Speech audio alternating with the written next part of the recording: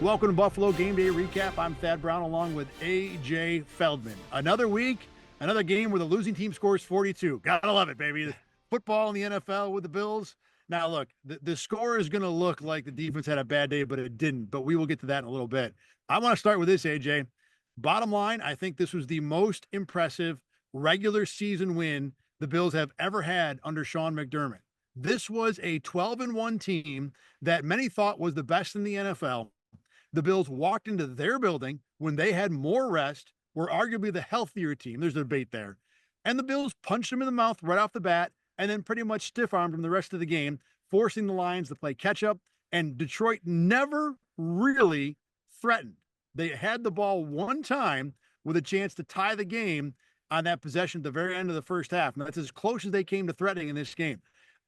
Top to bottom, I could not have been more impressed. Josh Allen looked like the MVP. The Bills won both lines of scrimmage decisively. Like I said, regular season, best one I ever think the Bills have ever had under Sean McDermott. Yeah, I mean, it's tough to split hairs. It's certainly up there. If it's not it's maybe top three. The only ones I'm thinking of maybe the first time they beat the Chiefs in Arrowhead after they lost in the AFC Championship game 2021.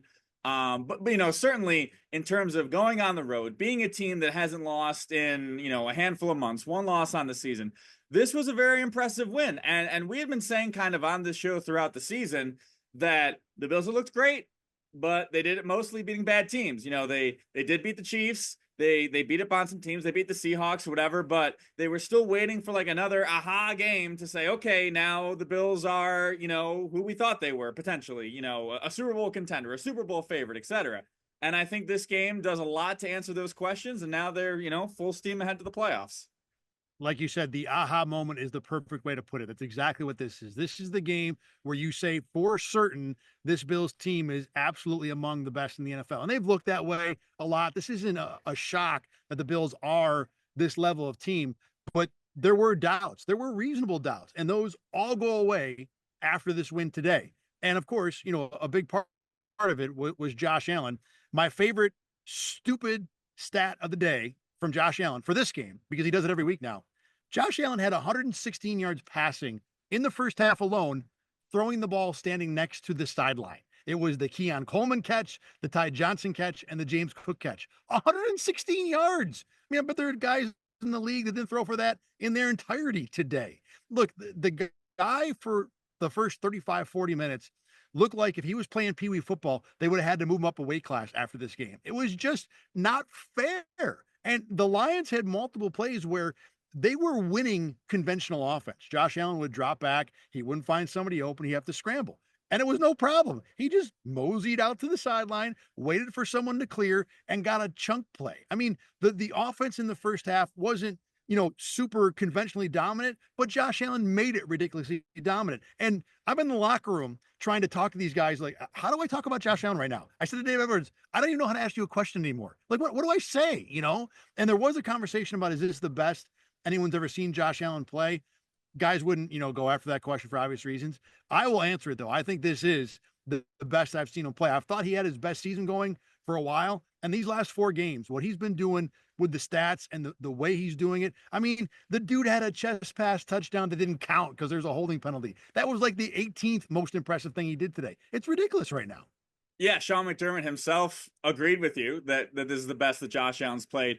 And he's doing it, I think, he's enhanced his game in 2 levels that I think have really elevated at this point. He's always been able to do the improv stuff, the throwing at the sidelines, chucking it downfield, making amazing plays.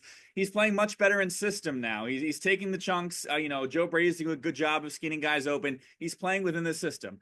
And then, obviously, only 5 interceptions this entire season. And now we're seeing the crazy Josh in a good way being combined with the safer Josh, the lack of interceptions. To start the season, he went 7 games without throwing a pick, but the numbers were kind of pedestrian. He was being composed. He wasn't having, 3 passing touchdowns, 3 rushing touchdowns in a game. And now they're all coming together where he is pushing the envelope. He is going down the field. He is beating big teams. He is scoring 35, 44, 40, 42, 48 points, an 8-game stretch of 30 points or more in a game, and he's still not really turning the ball over. 3 straight games now with interception. It really is kind of, an elite player with elite talents winning with his mind as well. Just all of the culmination of Josh Allen is kind of coming together at the perfect time for the Buffalo Bills. Absolutely. This, like I said, this is the best he's played, and all those things are factual too. You can see it actually on film. He does a better job of not attacking, not taking chances, not putting balls necessarily into small windows just because I'm Josh Allen. Look at this cannon I got on my shoulder. I can do it. And it's made a difference for the Bills. He's more confident in this offense. I mean, he went for 430 combined yards today and barely even bothered using the receivers. Amari Cooper didn't have a target in this game, didn't even get a look, and he was the presumed number one receiver. And as much as we want to credit Josh Allen, and we could do this for an hour talking about how good he was, I do want to single out Joe Brady for the way he operated in this game. Two things that stuck out. Number one, the Ty Johnson fourth down throw has got to be the second or third or fourth time this year where the Bills have had a fourth down. It's been fourth and short, not like fourth and 15, where he has crafted up a play that has unleashed a wide open receiver to the point where Josh Allen could throw the ball left-handed and still complete it. But more to the point, the way the Bills attacked in the passing game early was seemingly against the Lions linebackers, using Ty Johnson a lot, using tight ends, using other running backs, because the Lions linebackers are badly beaten up. They're pulling guys off the street to play. Jamal Adams, the shell of whatever he used to be, has been a guy who's been getting major snaps for the Lions. So Brady, A, in the one instance, having the fourth down play, but B, having the general wherewithal to be able to say, okay, this is where they're probably weak. Let's try and expose it. And like a good NBA team, once he found a weakness, he beat that drum all day long until the Lions either ran out of plays, which I think is what happened, or they figured something out. Yeah, those fourth down plays have been really good, and he's doing a good job of showing certain things and then coming off of it. He has his bread and butter plays, and now we're seeing the wrinkles off of those bread and butter plays. It's scheming people open. Like you said, they're really good on the fourth down, and they were good throughout this game entirely. I mean, they only punted the ball one time.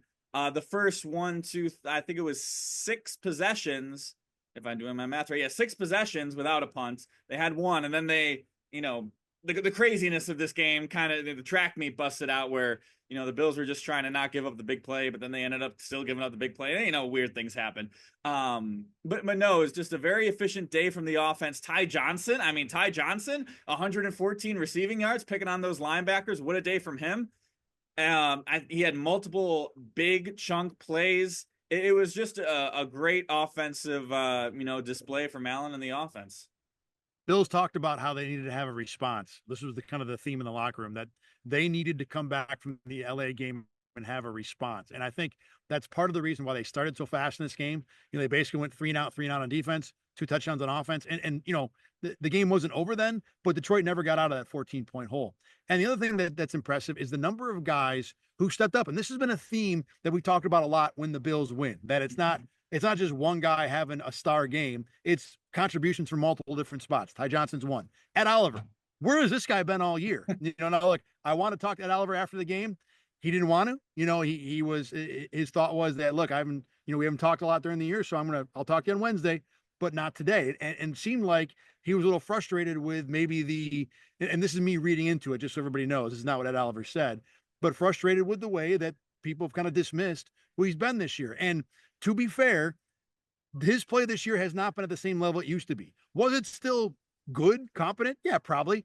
But last year, the guy was a bleeping Avenger for most of the games, and he hasn't been that a lot of this year. One sack will show you that. And then a lot of the guys defended him in the week, saying, that they still see a guy who's being effective, getting quarterback hits. And yeah, that's still there. But when you're paying that guy to be the elite defensive tackle, you need and want and you usually demand more. But in this game, we got it. Ed Oliver was constant in the pocket, a sack early, made run stops. So if the Bills get this Ed Oliver the rest of the year, they will be in a whole lot better shape when it comes to stopping the run, defending the pass, obviously. But again, it just speaks to the number of different guys who, as always with this Bills team, find a way to step up when they come up with a really good performance. Yeah, according to Next Gen Stats, he had 10 pressures on the game, a season high on 42 pass rushes, the most by a defensive tackle in a game this entire season. So quite a bounce back game for, like you said, a season that has really been a disappointment. Him and Daquan Jones, the defensive tackles, have really kind of struggled this year, especially based on the lofty expectations that they've, presented themselves based on their pass play. But no, Ed Oliver, he was in Detroit, playing against the Lions. For a long time, Ed Oliver was the Thanksgiving king. Maybe playing in Detroit made him trick himself into thinking he was playing on Thanksgiving. Couple of the other parts of this game, look, Tyler Bass missed another gimme field goal. That whole sequence. If the Bills lost this game, we would have spent 15 minutes talking about Joe Brady not going with a quarterback sneak on 3rd and goal at the 1. They take a penalty, they move back, they miss a field goal. It also helped that the Bills defense did a nice job stepping up there to prevent Detroit from scoring, because halfway through that drive, I thought the Lions were going to stick that thing in the end zone and Buffalo's going to go to the locker room at halftime tied after dominating the first half. But good blitz call by Bobby Babich on 3rd down. Taron Johnson made a couple plays. The Bills get out of it. Everybody talked about the way that the Bills gave up a ton of points at the end of this game. I frankly don't care. I really don't. The Lions are a good offense. The Bills did what they had to win the game. Did they give up some touchdowns and numbers that'll make the overall averages look bad? Yeah. But this game was over long before Detroit, put it up the 30s and the 40s offensively in this game. So I don't mind it at all. Doesn't mean the defense played great, but it was a heck of a lot better than we saw last week against LA. Yeah, I mean, the defense played very well early. It's tough to completely dismiss 4 touchdown drives that go a minute 50, 2 minutes, a minute 50, and 4 minutes. You're both trying to not give up a touchdown, but especially not do it quick. And the Bills failed at both of that. But they were they were banged up. Cole Bishop and Cam Lewis back there. Eventually, Kareem Jackson, Balin Spector got in the game, which was not a very pretty sight for the young linebacker. It's certainly not a great thing to see. You would like to see them either if they're going to give the touchdowns, you might as well make them take a little time off the clock. They could really do neither. But no, I don't think it's a giant red flag for the defense like last week's game was. Real quick, we're in a full agreement that Joe Brady should have been sneaking the ball on 3rd and 1. I know the sneak caused the problem last week, but that felt to me like the no-brainer call there. It wasn't like the Bills were, had any time issues into the half. No, I certainly agree with that. I mean, the counterpoint is that it was a false start penalty, which I guess could happen on a sneak anyway, but they've got that thing so ironed out. You would think it would have less confusion. And even the false start itself was a little bit of a question. If Dion, you'd have to get him on a rock back, which the NFL as a whole has been very lenient on tackles rocking back and starting there early. So whether or not it was a false start is even a debate for itself. But no, certainly that's it's very ironic that for last week them to go with the sneak, even when it didn't really make sense. This week they didn't go with the sneak, and it ended up, kind of costing them. Whether it was a penalty or not, you open the door to the refs, having a say when you could have just ran the play that you've run 1,000 times and punched it in. But that was not an issue. The Bills, got a touchdown to open the second half. And to me, secondary to Josh Allen, the thing that impressed me the most was the way the Bills won this game at the line of scrimmage. The Lions are known as a very physical team. They run the ball well. They usually stop the run. In this game, they did neither. The Lions had never been held below 100 yards rushing. In this game, they didn't even get to 50. I lost some money on that today. The Bills on offense ran for 200 yards. And yeah, Josh Allen was a little part of that, but James Cook was over 100 on 12 carries, had another, big explosive touchdown run. We've talked about this all season long. This is the difference this year. Last year, the Bills would run the ball well in 5s and 10s. This year, they run the ball well and they get a 50-yard touchdown every 3rd or 4th game. That's a huge improvement. The underlying stat, success rate. People will probably hear about that a lot. On 1st down, that's a play that gains at least 4 yards, 1st and 10. The Bills were successful on 8 of their first 11 runs. That means at least 8 of those runs got at least 4 yards. The Lions were successful on 2 of their first 7. I thought those numbers would be reversed. I really came into this game, AJ, thinking when it came to the run game, the most likely scenario is that the Bills would lose. The second most likely scenario is that they'd lose badly. And it went the other way. They dominated on the ground, and I was impressed. That, to me, is the thing that makes me feel the best about the Bills going forward, is that they showed that they can punch another team in the mouth. And in this case, the other team that was one of the best physical teams we thought in the NFL. Yeah, I mean, they had 8.2 yards per play, which is a preposterous number. I mean, the offensive stats in this game are on both sides pretty ridiculous. But the league leader is Baltimore with 6.8. They lapped that number. It's a very impressive feat. Josh Allen, 360 yards. Like you said, the run game doing good things. And now they've got 3 more weeks in the season to kind of close out the job here. Little bit of I think part of this too, it felt to me like the Lions probably didn't quite show up for this game.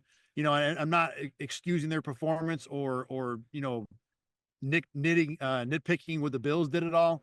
I think when you get a game like this where we thought this would probably be, I think the general consensus was Detroit win close or Bills win close, and the Bills dominated this game despite what the final score was. I think I always say when something like that happens, there are multiple reasons that go into it. And to me, it didn't seem like Detroit showed up with the fire that the Bills certainly brought, and maybe that they should have had for a game of this caliber. Bills got a little bit of a break on the Amon-Ra fumble, which absolutely was a fumble, was the right call. It's just weird that it was just barely long enough in his hands to be a fumble, and then the ball ended up in Matt Milano's arms when it seemed like Detroit was close. But again, these are the things that go into a win like this. Buffalo dominated it, and because they were the reason they were up 17 in the scoreboard late in this game was also because they got a couple extra things to go their way. That's how football is.